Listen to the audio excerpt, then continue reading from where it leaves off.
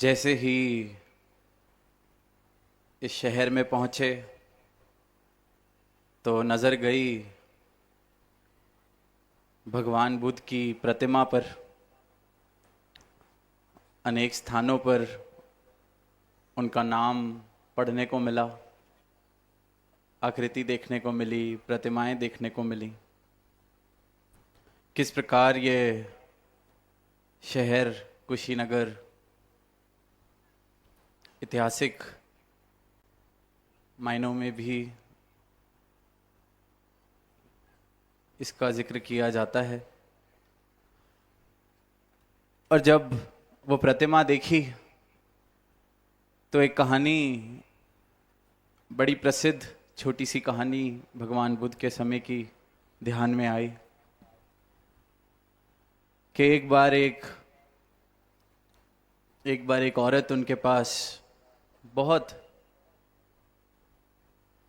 रोते हुए, jar jar रोते हुए पहुंचती है और कहती है, मेरा जवान बेटा जो है वो अपना शरीर छोड़ गया है।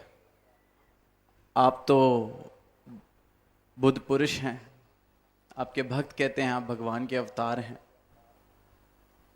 मेरे बेटे को जीवित कर दीजिए, मेरा इस दुनिया में और कोई नहीं है, मेरे बेटे को जीवित कर दीजिए। भगवान बुद्ध उसकी रोती हुई हालत देख के कहते हैं, अच्छा चलो मैं जीवित कर देता हूं, पर एक काम करना पड़ेगा तुम्हें। अपने गांव में से किसी ऐसे घर को ढूंढो जहां कभी किसी की मृत्यु नहीं हुई है, और उस घर से एक मुट्ठी अनाज लेकर आओ, तो मैं तुम्हारे बेटे को जीवित कर देता हूं।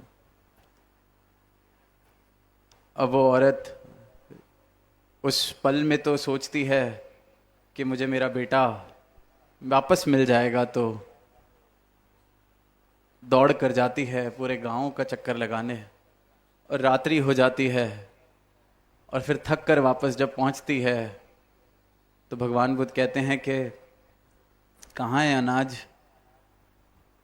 तो वो कहती है, ऐसा कोई घर नहीं मिल पाया जहां मृत्यु ना हुई हो किसी की कभी। मैं समझ गई आप जो समझाना चाह रहे हैं, ये तो सच्चाई है। ये तो जो जो इस शरीर में आया है उसको जाना है। भगवान बुद्ध ने उसको यही कहा आगे कि अब जो तुझे ये सच्चाई देखने को मिली है, अब इसको भूलना मत, और कोशिश कर, प्रयास कर कि ये शरीर जिसने यात्रा पूरी कर लेनी है,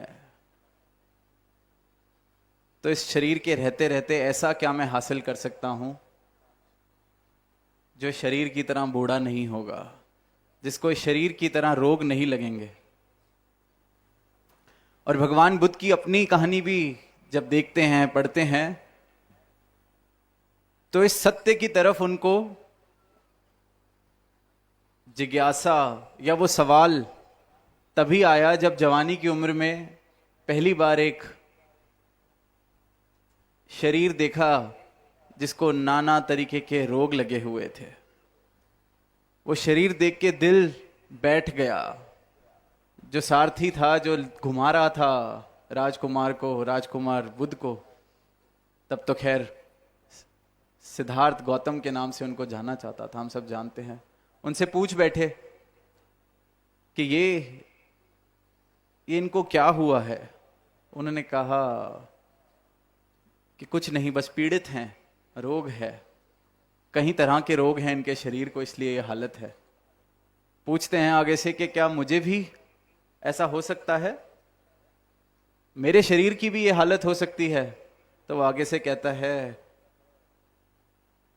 कि मैं आपके आगे झूठ कैसे बोलूं, ये तो शरीर है, इसके साथ तो कुछ भी हो सकता है, कोई भी रोग इसको लग सकता है। फिर उसी दिन थोड़ी दूर एक बुजुर्ग लाठी का सहारा लेते हुए दिखाई पड़ते हैं, कमजोर सी हालत शरीर की। उसके लिए भी पूछ बैठते हैं। सिद्धार्थ गौतम के ये कौन है, ये क्या है, इनको क्या हुआ है। कहते हैं ये तो बिल्कुल बस मृत्यु के करीब हैं, शरीर जो कुछ कर सकता था कर चुका है, खत्म हो चुका है शरीर, बिल्कुल जैसे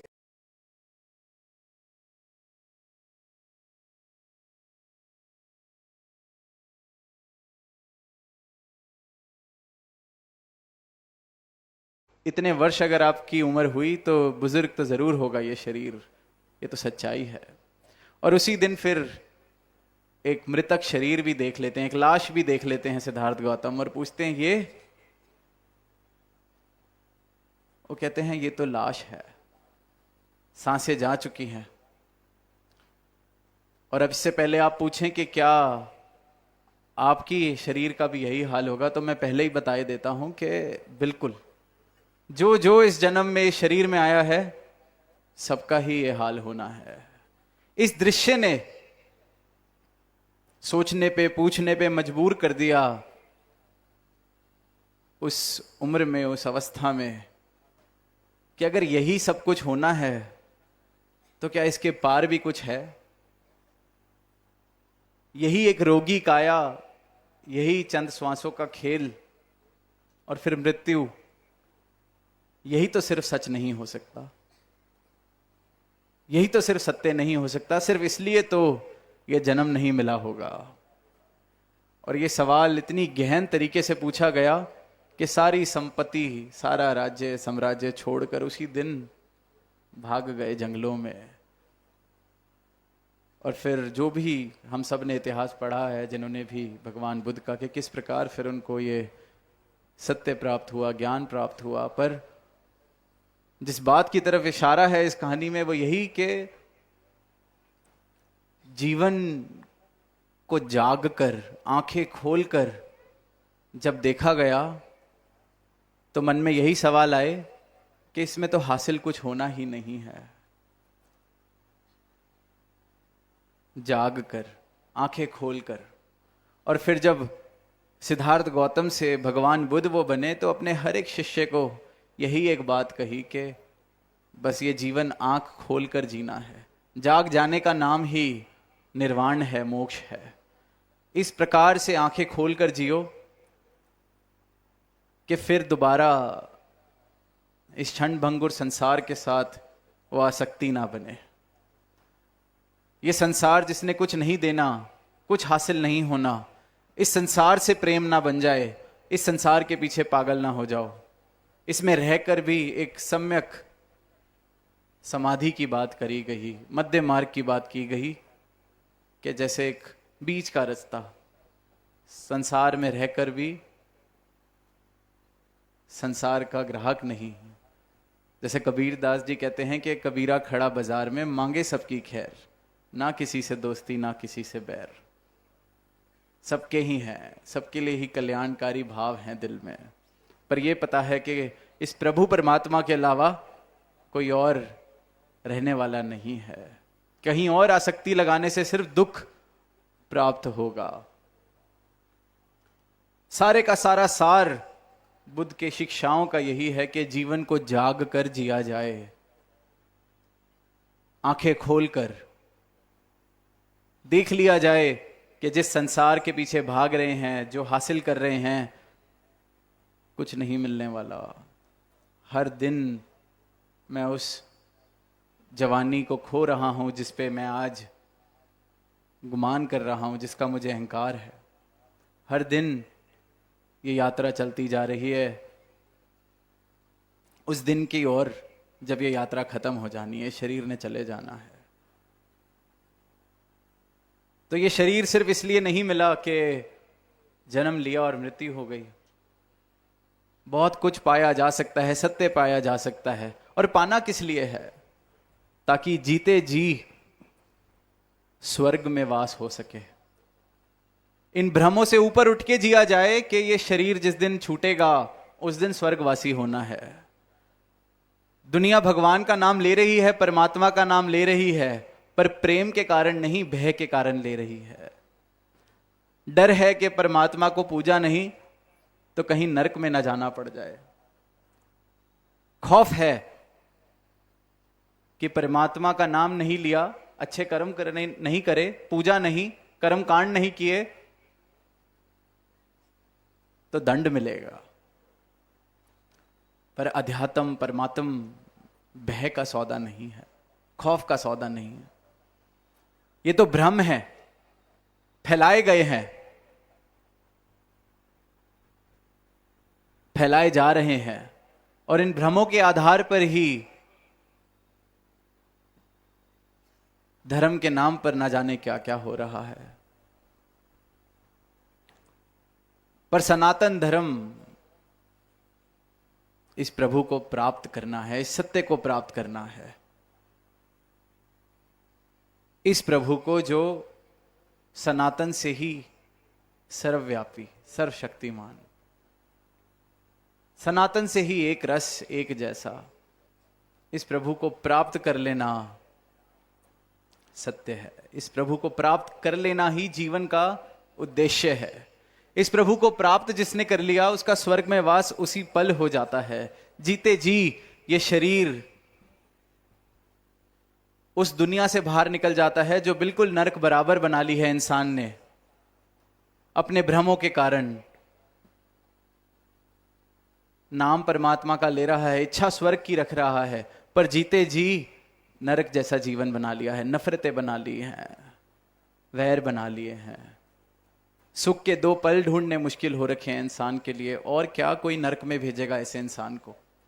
और क्या कोई नरक में सड़ाएगा ऐसी मानवता जो हालत हो रही है कि एक दूसरे का ही गला काट रहे हैं, भाई भाई को मारने को तैयार हो गया है धन दौलत के लिए।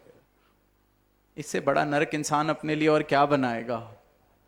इसलिए चाहे बुद्ध हुए, चाहे किसी भी रूप में यह आवाज दी सदगुरु ने, यही कहा कि स्वर्ग इसी वक्त इसी पल हासिल हो सकता है। इस परमात्मा को प्राप्त कर लो, अपने भ्रम मिटा लो, सत्य के साथ अपना प्रेम बना लो, और फिर ये जो आसक्ति है क्षणभंगुर संसार के साथ जो दुख का कारण बन रही है, द्वैत का भाव है जो दुख का कारण बन रहा है, ये द्वैत खत्म कर लो जीवन से। और द्वैत खत्म कैसे होगा? जब मुझे इस एक के दर्शन होंगे, इस एक की जानकारी मिलेगी, एक की नजर मिलेगी, एक का बोध हो जाएगा, और यह समझ आ जाएगा कि मैं इस एक से अलग नहीं हूं, मैं भी यह एक हूं, इसका अंश हूं। तो द्वैत जीवन से खत्म हो जाता है। द्वैत जीवन से खत्म हो गया तो दुख का मूल मिट जाता है। दुख जिन आधारों पर जीवन में आ रहा है वो खत्म हो जाता है। फिर जीवन में प्रेमा भक्ति, आनंद, दिव्य गुण इस प्रकार प्रवेश करते हैं कि मस्ती में रहता है इंसान। फिर इस प्रभु की मस्ती में, प्रेम की मस्ती में। आज एक आवाज दी गई इस मंच से, एक एक महात्मा ने एक ही बात कही कि कल्याण होई गबा, आत्मा का कल्याण होई गबा भैया, हम सबकी आत्मा का कल्याण होई गबा। एक ही आवाज दे रहे हैं कि सदगुरु के ब्रह्म ज्ञान को पाया है तो आत्मा का कल्याण हो गया है। और आत्मा का कल्याण करने का एक ही तरीका है, एक ही विधि है, एक ही उपाय है, आत्मा को उसकी पहचान हो जाए। सदगुरु के ब्रह्म ज्ञान के द्वारा आत्मा को उसकी पहचान हो जाए। इंसान ऐसी बातों से इतना दूर हो गया है, परमात्मा को पाया जा सकता है ऐसी बात सुन के ही कहता है कि ये पागलों जैसी बातें हैं। सोच के देखें कि मानवता कितनी गहरी नींद में सो रही है कि जो परम सत्य है, जो एक ही सत्य है जिसको सत्य कहा जा सकता है, उस बात को ही पागलपन समझ रही है। जो इतनी बड़ी माया, इतनी मिट्टी के ढेर इकट्ठे किए जा रहे हैं, उसको पागलपन नहीं समझ रही। जो एक सत्य, एक सत्ता,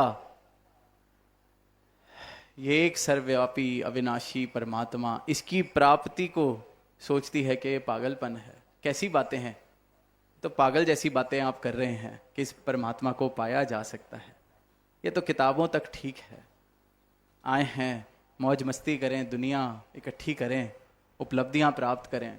इंसान को ये पागलपन नहीं दिख रहा कि जो उपलब्धियां मैं इकट्ठी कर रहा हूं, बटोर रहा हूं, जो माया धन दौलत मैं बटोर रहा हूं, ये तो छूट ही जानी है।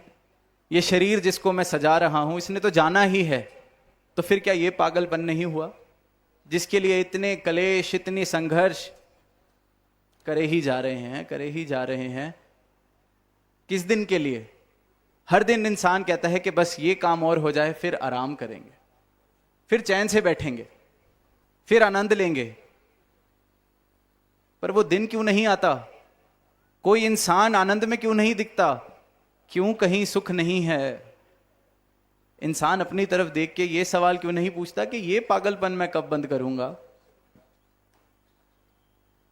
और वहां प्रभु का भक्त जिसने इसको पा लिया है, वो आवाज दे रहा है कि प्राप्त कर लो, दर्शन कर लो, परम सुख को हासिल कर लो, इस अविनाशी सत्ता को प्राप्त कर लो। तो संसार में डूबा हुआ इंसान कहता है ये पागलों जैसी बातें कौन कर रहा है, ये कैसी बातें हैं। आज आजमगढ़ से जब रास्ते में थे तो गाड़ी में एक गीत चल रहा था। अब उस गीत में जो बात आई वो ये आई, इस प्रकार आई कि हम सब ने लैला मजनू का जिक्र सुना है कि मजनू को कहते हैं कि इस प्रकार की दीवानगी, इस प्रकार का प्रेम लैला के लिए कि सारा ही गांव, सारा ही शहर कहता है ये मजनू पागल हो गया है। तो वो गाने में भी, गीत में भी इस प्रकार की ही बात आई कि सारे गली के मजनू के यार, दोस्त, मित्र, नाना तरीके के सब छेड़ रहे हैं, उसको तंग कर रहे हैं, उसको कह रहे हैं कि मजनू तेरी लैला तो काली है, कुरूप है, सुंदर भी नहीं है, और तू इसको प्रेम कर रहा है, पागल है क्या? सारे वक्त, हर पल, हर श्वास पे सिर्फ लैला का नाम है। कुरूप सी औरत है, ये देख हम तुझे किसी से मिलवाते हैं, उसके प्रेम में पड़ जा।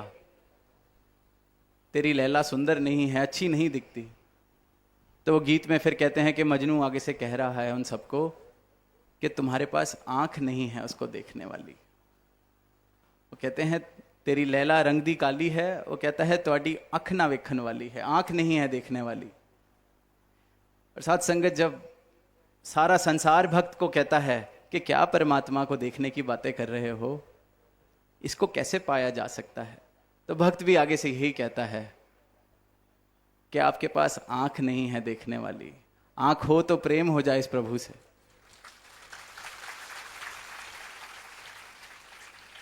तो वो जैसे मजनू ने कहा कि मजनू की आंख चाहिए लैला को देखने के लिए, वैसे ही भक्त की आंख चाहिए इस भक्त के भगवान को देखने के लिए।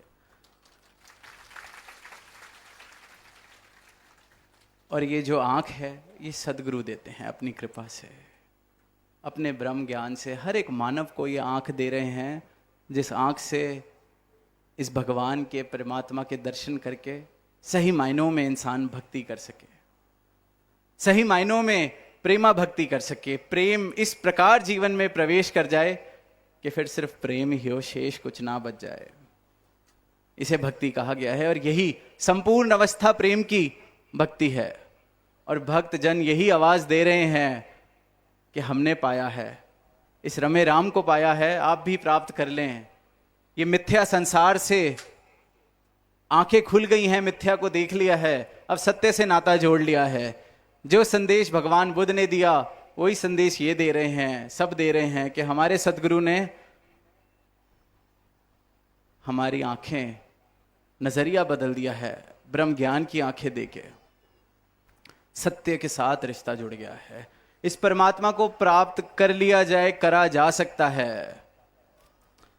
महापुरुष अंत में कह रहे थे कि ये गरीबी वाला क्षेत्र है, तो दास ये कहेगा गरीबी तो वहां है जहां संकीर्णताएं होती हैं, गरीबी वहां है जहां शिकवे होते हैं, गरीबी वहां है जहां सिर्फ और सिर्फ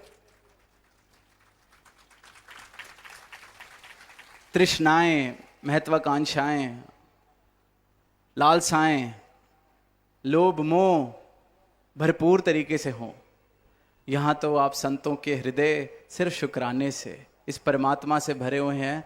यहाँ इस राज्य से ज़्यादा, ऐसी सभा से ज़्यादा, संतों ब्रह्म ज्ञानियों से ज़्यादा अमीर इस दुनिया में कोई नहीं हो सकता,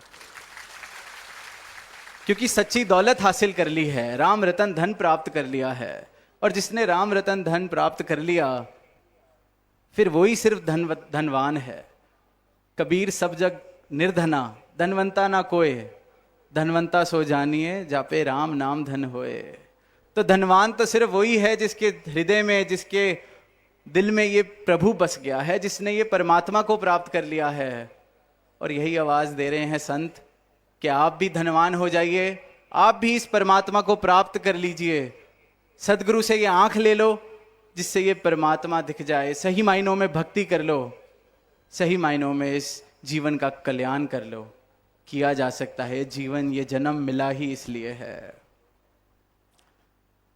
ये जीवन धनवान होके बिताया जा सकता है। ये संकीर्णताओं में, शिकवों में, वैर विरोध ईर्ष्याओं में जीवन ऐसे व्यर्थ ना किया जाए। ऐसा जीवन है जिसको कहा जा सकता है कि कंगालता वाला जीवन है। ऐसे हृदय हैं जहां नफरत पल रही है, जहां कहा जा सकता है यहां गरीबी है। तो ये कंगालता वाला जीवन छोड़ दिया जाए। कोई मजबूरी नहीं है इस कंगालता को लेके चलना, ऐसा जीवन जीना। हम सब इस परम पिता परमात्मा की रचना है, इस शहंशाह के बनाई हुई रचना है। तो ये कंगालता नहीं, धनवंता हम सबका अधिकार है।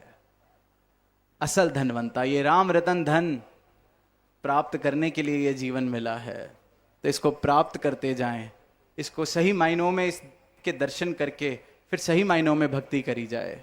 जीवन सुंदर बनता चला जाएगा, ये धरा सुंदर बनती चली जाएगी, दीवारें गिरती चली जाएंगी, क्योंकि हृदय इतने विशाल हो जाएंगे, हृदय राम रतन धन से भर जाएंगे। तो फिर ये धन भी प्रेम वाला हर जगह बांटा जाएगा, बांटा जाएगा तो और बढ़ता जाएगा। तो यही अरदास कि सबने ही ये आवाज़ दी है कि आत्मा का कल्याण हुआ है, तो सारे ही अपनी आत्मा का कल्याण कर सकें, ताकि सारे ही फिर मिलके बोलें कि होई गवा भैया, कल्याण होई गवा। प्रेम से कहना धन्यवाद।